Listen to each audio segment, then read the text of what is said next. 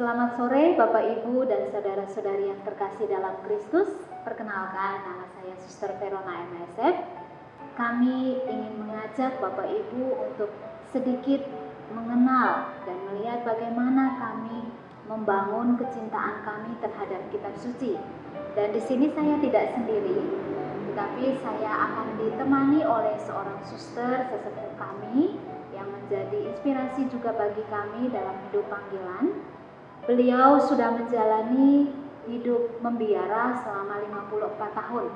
Beliau adalah Suster Efrasia MASF. Selamat sore, Suster. Selamat sore, Suster Rona. Selamat sore juga untuk Bapak Ibu dan saudara-saudari sekalian.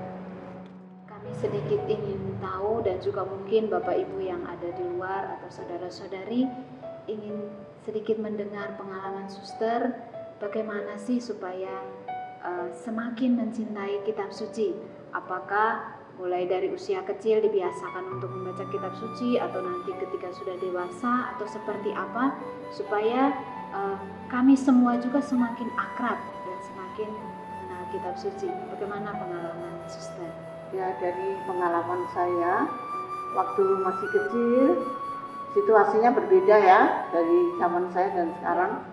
Saya begitu senang karena cerita-cerita dari kitab suci yang awalnya saya dengar dari seorang teman yang selalu menceritakan khususnya Musa dan perjalanan bangsa Israel.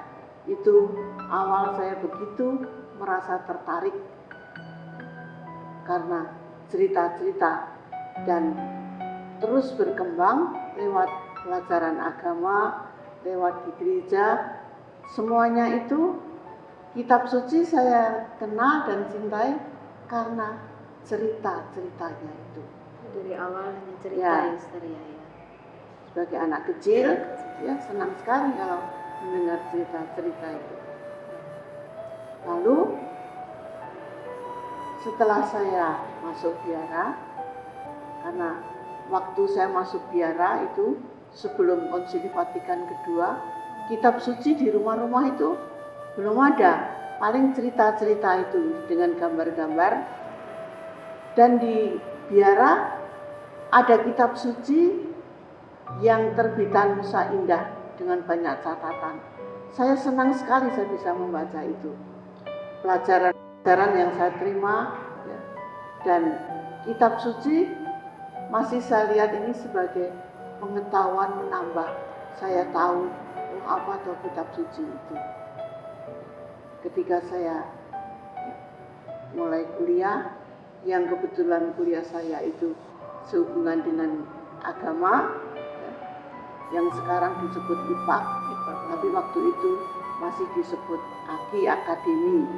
Lalu di situ saya banyak belajar dan saya mulai menyadari ternyata kitab suci itu begitu aktual, begitu realistis, begitu bisa diterapkan dalam kehidupan. Dan ini semakin membesarkan cinta saya. Terus berkembang terus lewat kursus-kursus. Ternyata luar biasa kitab suci itu. Dan saya ingin membagikan, entah waktu itu kalau terhadap anak-anak saya cerita, terhadap orang tua, dan ternyata tua muda anak itu semua senang kalau diberi cerita. Tetapi bagi orang dewasa, tentu saja saya menerapkan bagaimana kita ini semua sungguh-sungguh. Sampai sekarang saya ingin terus berbagi. Sekarang saya tidak mengajar lagi, ya, paling dengan para calon, tapi saya mau menuliskan banyak tulisan-tulisan yang saya ingin bagikan. Yang menerima banyak itu terdorong juga untuk memberi banyak. Yang memberi banyak itu ternyata diberi lagi banyak oleh Tuhan. Itulah kebahagiaan saya. Terima kasih, Suster. Ini yang saya alami. Baik, Suster, dari pengalaman atau cerita Suster tadi bisa dikatakan bahwa memang mengenal kitab suci itu harus sejak dari kecil ya, seperti Suster alami. Jadi dari kecil Suster hanya mendengar cerita, Lalu ketika masuk biara, suster sudah melihat kitab suci secara nyata, lalu semangat untuk belajar, ditambah lagi suster berkesempatan untuk studi, belajar agama, dan juga beberapa kursus yang semakin menggugah suster untuk semakin mencintai kitab suci. Dan yang berikutnya tadi suster mengalami bahwa kitab suci itu sesuatu yang aktual atau nyata memang terjadi dalam hidup. Lalu dari suster merasa bahwa itu nyata dan aktual, sehingga suster begitu bersemangat mau berbagi lewat renungan maupun menyediakan diri untuk mengajarkan. Nah, dari beberapa poin ini kami ingin sedikit tahu kira-kira pengalaman nyata yang suster maksud atau aktual tentang kitab suci itu kira-kira seperti apa yang suster alami dalam kehidupan. Ya, saya mengalami bahwa apa yang tertulis itu bukan sesuatu yang dahulu zaman Yesus, tapi sekarang aktual. Sebagai contoh, Yesus memanggil murid-murid. Lalu saya merasa saya juga dipanggil. Saya harus meninggalkan. Itu mulai timbul, ya. Dan akhirnya saya mendalami bagaimana meninggalkan diutus untuk membawa sesuatu yang menggembirakan.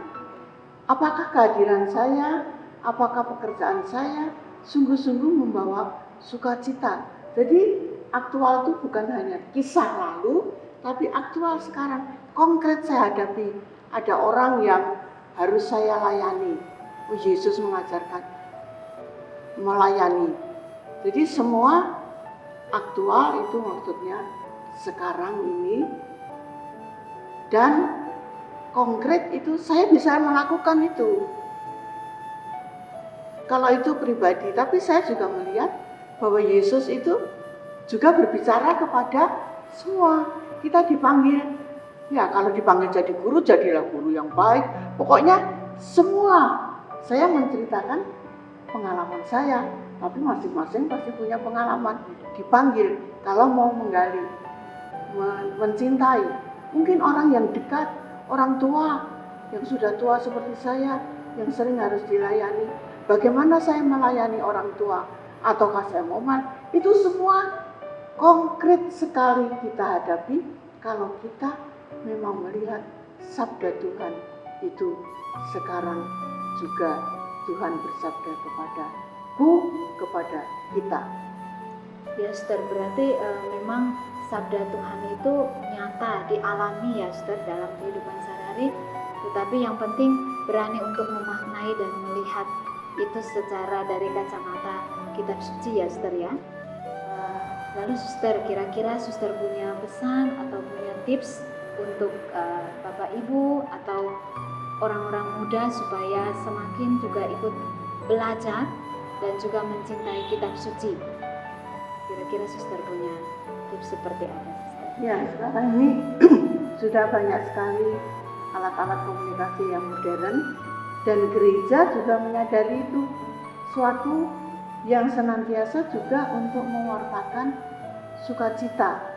Maka gunakanlah itu juga untuk makin mencintai, tidak hanya kisah-kisah yang lain, tapi coba gereja, entah lewat renungan, entah lewat kata-kata, selalu ada. Saya hanya lewat mendengarkan radio dan mendengarkan sharing orang, ternyata itu semuanya dimanfaatkan oleh gereja. Kita sebagai gereja manfaatkanlah itu dengan mendengar, dengan membaca, dan akhirnya cinta. Cinta itu harus selalu dibiasakan, dipupuk. Tanpa ini ya, tetap menjadi asing, kalah dengan segala kemajuan, semua iming-iming dunia, lalu kita hancur di tengah dunia. Jangan sampai, maju terus. Kita adalah pengikut Kristus yang ada bersama kita. Dia setia menyertai, maka bukalah tangan dan hatimu. Amin. Terima kasih Suster. Eh, Ya Bapak Ibu yang terkasih, berarti memang seperti yang dikatakan Suster Efrasia bahwa dengan kemajuan zaman saat ini sebenarnya kita sangat dipermudah. Fasilitas juga ada, jadi dari buku pun tidak seperti dulu kitab suci. Kitab suci sekarang sudah lebih menarik, bahkan untuk anak-anak dilengkapi dengan berbagai gambar yang menarik perhatian anak-anak. Lalu untuk orang dewasa sekarang sudah mudah diakses melalui Alkitab atau melalui internet, sudah sangat dipermudah. Tetapi sekarang tantangannya yang berbeda. Kalau dulu Suster tidak ada kitab suci, hanya mendengar saja sudah sungguh membahagiakan. Tetapi kita sekarang, dunia saat ini memang kita diberi pilihan yang begitu banyak. Maka ketika kita tidak semakin mendekatkan diri kepada Tuhan, kita juga akan semakin menjauh. Karena memang pengenalan kita pertama kepada Tuhan ya lewat kitab suci. Maka tantangannya sudah berbeda, mari kita berjuang sama-sama. Bagaimana menghadapi tantangan itu? Berani mengalahkan diri untuk memilih yang lebih baik dengan mengakses yang memberi motivasi bagi kita, dengan membiasakan mungkin setiap pagi mengawali hari dengan mendengarkan satu kutipan kitab suci atau mendengarkan renungan yang sekarang sudah sangat menjamur. Semua orang atau para imam atau bahkan orang-orang sekarang sudah banyak memberikan renungan-renungan singkat yang saling memberi inspirasi. Nah, kitab suci itu semakin aktual ketika kita berani membagikan pengalaman iman kita dari pengenalan kita terhadap kitab suci. Dengan demikian, kita akan setiap hari berjuang terus-menerus melakukan hal yang baik yang tentunya dikehendaki oleh Tuhan. Maka dalam rangka bulan kitab suci ini, jadi tidak hanya bulan September, tetapi mari kita membiasakan membangun habitus baru di dalam diri dengan membaca kitab suci, mendengarkan renungan, lalu dengan cara seperti itu kita semakin memaknai hidup kita. Jangan berhenti untuk semakin mencintai kitab suci. Baik Suster, terima kasih banyak atas waktu dan juga sharing dari Suster. Semoga ini bisa bermanfaat bagi kita semua. Terima kasih juga bahwa kita sudah berjumpa. Semoga kehadiran saya di sini bisa membawa manfaat juga bagi semua. Terima kasih, Tuhan semuanya. berkati.